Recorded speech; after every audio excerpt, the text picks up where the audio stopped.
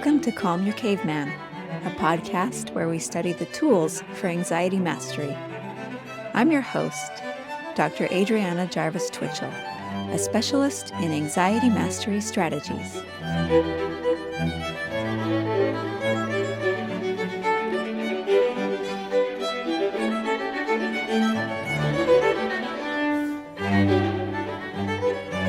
Hey there, welcome to today's episode of Calm Your Caveman.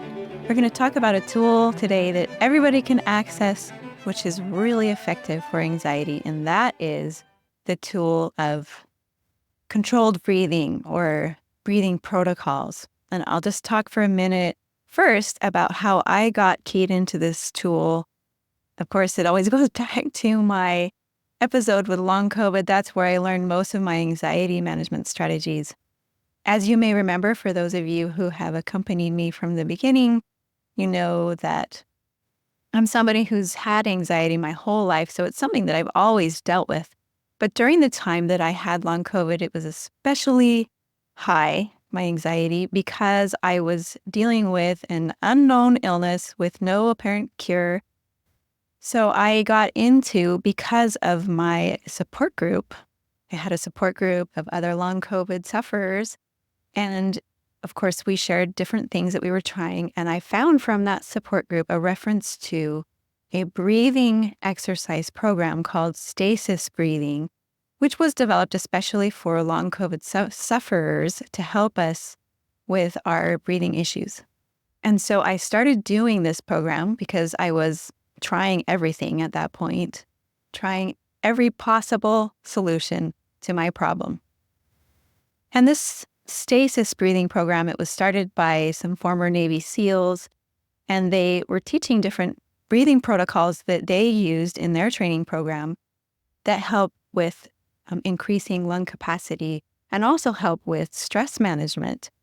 And I found some really clear physical health benefits. Probably the most prominent was that at the time that I started my breathing program, after I had been doing it for a couple of weeks, I had one lung which had been partially collapsed and I wasn't able to inflate it totally when I was breathing. And because of these breathing protocols, I was able to inflate that lung again. And oh boy, did it feel good when I felt it inflate like a balloon and I could finally get some more air. But besides the physical benefits of this program, I started to notice emotional benefits as well. As I said, it was a time when I was extremely anxious, so I was dealing with a huge load of negative emotions, including anxiety. But when I would do these breathing protocols, which involved quite a lot of breathing, it was 10 minutes in the morning, 10 minutes midday, 10 minutes at night. So it was about 30 minutes or more of breathing exercises per day.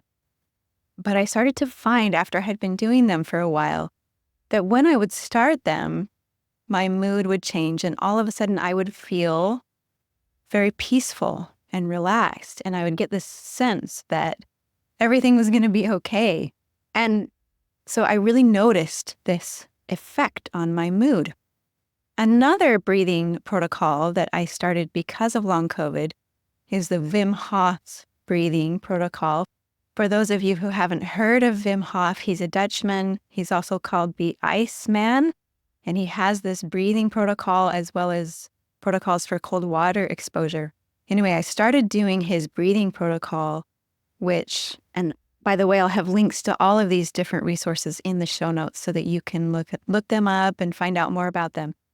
But anyway, his breathing protocol involves taking 30 breaths, rapid breaths in succession, and then holding your breath for as long as you can after that. So it's kind of a protocol of hyperventilation and then breath holding. And I should say at this point, it's not for everybody. For people who have heart problems, for example, it may not be the best idea. So you need to adapt it to your own situation. But anyway, I started doing these Wim Hof breathing exercises. And so you rev up your nervous system on purpose as you're hyperventilating.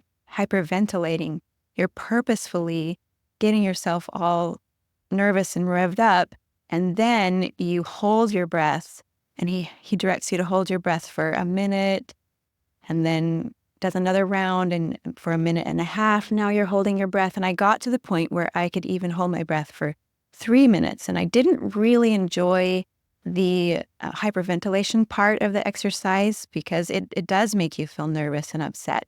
But the breath holding, it just gave me this sense that time had stopped. And I just felt this calm that would descend over me and go all the way to my fingertips and to my toes. And it was especially good for me on those nights when I just wasn't able to sleep and I really needed sort of a nervous system reset. And a lot of times after I would do this Wim Hof breathing, I would feel calm and relaxed enough and reset enough that I was able to sleep for a little bit. So these different protocols were my introduction to breathing exercises, and I sort of discovered by accident that not only did they have physical effects, but they also had effects on my emotions and particularly on my anxiety. And as I've said many times before, as I was in this long COVID journey, I was also doing my dissertation for my doctorate on anxiety management. And so I was doing research and finding different strategies for anxiety management. And so I started to study more about the effect of breathing protocols on anxiety. And a couple of things really stood out in my study that are good basic rules of thumb for you to remember. One is that you have an autonomic nervous system, which is the part of your nervous system that controls those automatic functions in your body, like your heartbeat and many other things that need to always be happening, but you don't have to consciously think about them. And usually we don't have very much voluntary control over our autonomic nervous system. But with breathing protocols, these are a way to exercise voluntary control over our autonomic nervous system and to be able to voluntarily slow our heart rate down, because breathing has a direct physiological impact on our oxygenation levels, on our heart rate, on our ventilation, and on our blood pressure. So it's a secret doorway into your autonomic nervous system levels. And if you want to activate or trigger the relaxation response, which is also called the parasympathetic response, then the key is that you want to have slower breathing with exhalations that are longer than your inhalations. That will activate that relaxation response. And that, on the other hand, if you engage in rapid breathing and sharp inhalations and exhalations, that will do the opposite. That will rev you up and activate the sympathetic nervous system. So that's a good rule of thumb to remember. Another thing to remember that I discovered through my research is that nasal breathing affects your nervous system differently than mouth breathing. So not only does nasal breathing increase the amount of nitric oxide in your lungs, because nitric oxide, I guess, is something that is produced in your sinuses. And if you have more nitric oxide in with every breath, then that can increase your oxygen uptake in your lungs up to 10% over mouth breathing. So it's a huge difference in the oxygenation, the amount of oxygen that you can take up if you're breathing in through your nose. So that will, first of all, affect your nervous system because you'll have more nourishment from your breathing. But another thing is that nasal breathing actually triggers synchronized electrical activity in different parts of our brains. And so it synchronizes your brain and helps you to relax. I came across a study in my research that was interesting because it compared different types of breathing protocols and analyzed them for how they would affect people's anxiety. So these were all different breathing protocols that I was doing. One of the breathing protocols is what they call cyclic sighing, which basically has to do with having these shorter inhalations and longer exhalations. And I was doing that with the stasis breathing. So, for example, it looks like 4 counts of breathing to breathe in and 6 counts of breathing to breathe out. So you're making the exhalation longer than the inhalation. And you're making it, a slow pattern. Slowing down your breathing is always a good thing as far as relaxation goes. So that's the one protocol, is this sighing, what they call sighing, where you have the shorter inhalations and longer exhalations. Another protocol, which I had been doing also, which they compared, was what's called box breathing. And this is used a lot in the military for stressful situations, stress management. And it is basically that you have, for example, breathe in for 4 counts, hold your breath for 4 counts, breathe out for 4 counts, and hold your breath for 4 counts. So because it's these 4 equal parts, they call it box breathing. And in my stasis breathing exercises, they were having me gradually extend that. At first, I was doing 4 counts, then I was doing 6 counts. And so anyway, so there are these different breathing protocols that they were comparing. The sighing, where the exhalation is longer than the inhalation. The box breathing, where you have these 4 equal parts. And then the hyperventilation plus breath holding, which was like the Wim Hof version, which is where you are taking a lot of breaths in rapid succession and then holding your breath for as long as you can. So they had different groups and they were dividing people up and they had them do these different breathing protocols. And they also had another group that was doing meditation. And they were trying to compare if these different people do it for 5 minutes a day, which one is going to have the most effect on people's anxiety and on their mood. And it's really interesting. They found that all of the breathwork protocols had more impact on people's positive mood and on their anxiety than the meditation. First of all, let's say that all of the groups had improvement in their anxiety levels from before to after. It was a month-long study, so they were doing 5 minutes a day for a month. But that breath work was more effective than the meditation, and specifically there was one type of breath work that was the most effective of all, and that was the sighing breath work, where your exhalation is longer than the inhalation. So they found that this specific group that was doing the cyclic sighing, that they had a significantly higher increase in positive affect or positive mood, and that it increased the more they did it. The more days that they did it, the more that this effect increased. So over time, it got stronger and stronger. So that's really interesting to know that this type of breathing where your exhalation is longer than your inhalation is so powerful. All of these different types of tools are helpful. The box breathing, the hyperventilation plus holding, and the meditation. All of these things were helpful, even just in this tiny little dose of 5 minutes a day over a month. But that there was a big effect from this particular type of breathing. So as I learned about how it was so important to have this type of long exhalation and how much that could have increased your positive mood and reduce anxiety, I started to find my own ways to incorporate it into my daily life. So I was doing, as I said already, these stasis breathing exercises. It was about 30 minutes of breathing a day, and that was of all of the different types of breathing protocols. But I also started doing something that I called my emergency protocol. When I was upset or stressed about anything, let's say I'm just feeling overwhelmed for some reason, or I'm dealing with a difficult person, or I'm stuck in traffic, I do this in those moments. And I find it really helpful because when you're upset, you don't have the brain space to be able to sit there and count your inhalation and your exhalation. It's too much, right?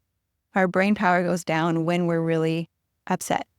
But I could do this at any point because it doesn't take a lot of thinking. So what I do is I inhale through my nose. I don't really think about my inhale. I don't count it. I just inhale through my nose. And then I exhale in a way that creates resistance so that my exhalation will be slower and it will take longer. So when I say resistance, I do that by pursing my lips. So my lips are pursed and I'm exhaling slowly through my pursed lips for as long as I can make it last. And so I can do that at any point during my stressful day. And I can feel it immediately, this calm that settles over me as I engage in that long exhalation. So that's my emergency protocol. It doesn't involve counting, and it's easy just to do at any point. I also started incorporating this concept of having these long exhalations to try and help me with performance anxiety. So all of you that have been listening to me over time know that I'm a pianist, and so I have a lot of performances, and I tried to find a way that I could have this long exhalation practice be something that I did on stage. But it's not something that you can just add on stage at the last minute because you're already nervous. And so if you're going to add something new, it's not going to work. So I found a way to incorporate it into my preparation of the repertoire. So when I'm learning a new piece, what I do is I'm practicing it, I'm playing it with my hands, but I'm also singing along with it or humming along with it as I'm playing it. And singing and humming both basically force this prolonged exhalation, this long, slow exhalation. And of course, as I'm getting close to the performance, I stop audibly singing and humming because I don't want to be up there singing audibly on stage as I'm playing the piano. But I just kind of move it over to the non-audible version, but I still am doing this long exhale that's accompanying the phrases as I am playing them. And that helps me on stage. I've already automated it. And so I'm playing along, and I have this habit of breathing out slowly as I'm playing and having this long, slow exhale. And that helps me to have more control over my performance anxiety on stage. So in addition to these special applications, I like to have a 5 or 10 minute a day breathing practice. I don't do the 30 minutes a day anymore from the Stasis breathing just because it's difficult for me to fit that into my day. But 5 or 10 minutes is something that I can definitely do. The specific protocol that I like to do for myself is I put on my timer for 5 or 10 minutes, whatever I feel like I have time for. I put on some relaxing music, and then I just start doing a breathing protocol where I breathe in for 4 counts through my nose and out for 6 counts. But as I'm breathing out, I'm humming. So I try and hum along to the music, whatever it is that I'm listening to. And humming is especially effective because we talked for a second about nitric oxide already, right? And how nitric oxide really helps with your oxygen uptake. So that's why you need to breathe through your nose. But humming increases nitric oxide even more. So it gives you even more nitric oxide. It also stimulates, your vagus nerve, which helps you to relax, and it clears out your nasal cavities. So I like to do this humming exercise because I can really feel that effect of humming on my exhale and how much that relaxes me. So I'm breathing in for 4 counts through my nose and humming for 6 counts through my nose, humming as I breathe out, as I exhale, 4 and 6. And I do that for 5 to 10 minutes. And it usually just feels really refreshing, clears out my brain, and I feel relaxed. And the more that I do it, as was shown with the people in the study, the greater effect that it has. If I can do it consistently over time for 5 minutes a day even, just a small little amount, that it can increase positive mood overall, and it helps me to feel relaxed and in control. So I kind of like to do it in the middle of my day. You can do it at any point that works for you. But if you want to get even more serious, you can try this Stasis breathing program.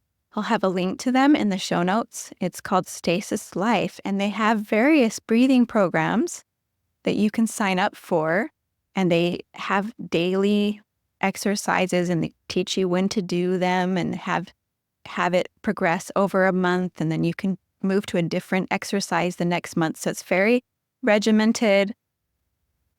They also have an app, which I think they're in the process of changing the name of the company. The app is not called Stasis. The app is called MEO, Mayo Health.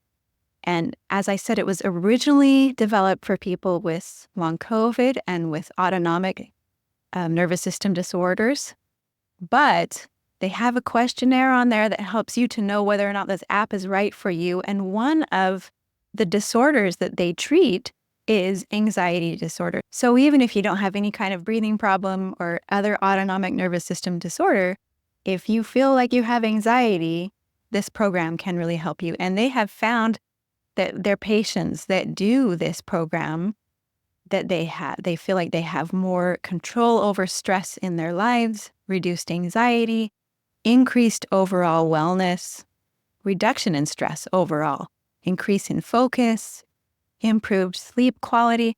So huge range of benefits.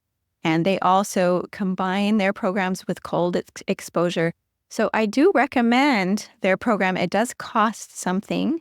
The app, for example, you have to pay $30 for 3 months. It's a $10 a month thing with a recurring charge. But if you're going to buy the app, they make you pay for 3 months upfront, probably because they're trying to show you that you got to do this for a while in order for it to really have the maximum benefit.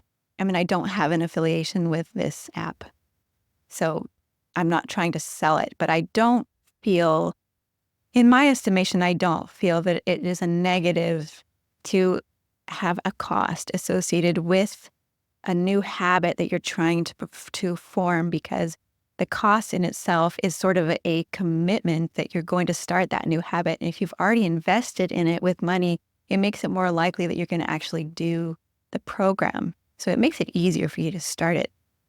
But if you don't feel like you have time to do that much breathing practice, or you don't want to have to pay for the app, you can just start with 5 minutes a day, like I described, and put on some relaxing music and breathe in for 4 and out for 6. And you can gradually increase that and make it so that it gets to in for 6 and out for 8. You can gradually increase it.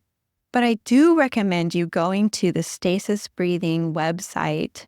Again, there's a link in the show notes, because they have some free onboarding videos from a Stasis breath coach there that teaches you about how to breathe correctly in these exercises, how to do diaphragmatic breathing correctly, how to do nasal breathing correctly, all the different types of breathing protocols. They give you coaching step by step on how to do the breathing correctly. And they don't take very long to watch. And as I said, they're free, and it can be helpful at least to watch the first couple, just to be able to do this 5 minutes a day breathing practice by yourself. But just remember to do that resistance breathing when you're feeling upset, where you try and do a long, slow exhalation, and maybe consider this daily practice of 5 minutes a day of breathing in this controlled pattern. It has really helped me. It's amazing, actually, how much difference it makes. So I just wanted to share that with you today, and hope you have a good week. And don't forget to stay tuned for our kindness narrative, your nearly effortless gratitude practice for this week. My name is Cami Nelson, and when I was about 20, I remember driving down the road in my neighborhood and seeing one of my friends on the side of walking down the sidewalk. And I stopped and said hi, and I asked her if she needed anything, kind of off the cuff, and she just said, "Oh, I really would love a ride to the grocery store." And I wasn't doing much, and so she got in, and we had a nice chat, and we went to the grocery store, and I took her back home, and it was a fun, actually, part of my day. A couple years later, I went to her wedding, and it was in California. I was living in Utah, and the wedding was in California. So I drove to this wedding. It was in a beautiful area, and when I got there, I had realized that one of my headlights was out, and there was also something else wrong with my car, and I can't even remember what it is at this point. But she found out, and she had mentioned it to her dad, and we were all just kind of chatting and seeing what I could do about it. And from my perspective, I was trying not to make a big deal about it, because this was her wedding reception, and I could just fix it whenever. I wasn't in a big rush. But her dad was so insistent on getting this problem fixed and really helping me. And he made me feel like I was the most important thing on this day, that his daughter was, actually, I think it was just her reception, but they were preparing this big, beautiful reception. But he was making me feel so special on his daughter's special day. And finally, as he was under my car, I said, "Why are you doing this? We can do this at another time, but I really appreciate your taking this time, but why are you doing this right now?" And he said, "Well, I just want to share with you that one day my daughter had called me and just said, and been really lonely and having a hard day, and she needed a ride to the grocery store, and she just needed someone, and I had felt so bad that I couldn't be there for her because I was in California, she was in Utah. And later that day, she called and said that you had driven by and taken the time to talk to her and take her to the grocery store. And I just want you to know that as a father, that means the world to me. And I hope by this small act of service, I can show you how grateful I am for being kind to my daughter when I couldn't be there for her. And I'm just so grateful for that."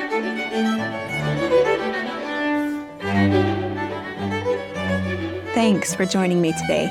If you'd like to share your own kindness narrative for a future episode, email your audio recording to calmyourcaveman@gmail.com or send an audio on Instagram at calmyourcaveman.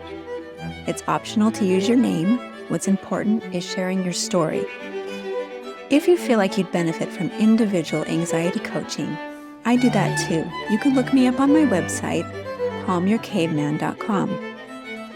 If you'd like to support this podcast, you can do that by subscribing to Calm Your Caveman on YouTube and also on your favorite podcast platform.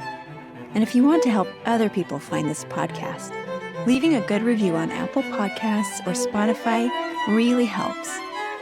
Thanks, and see you next time.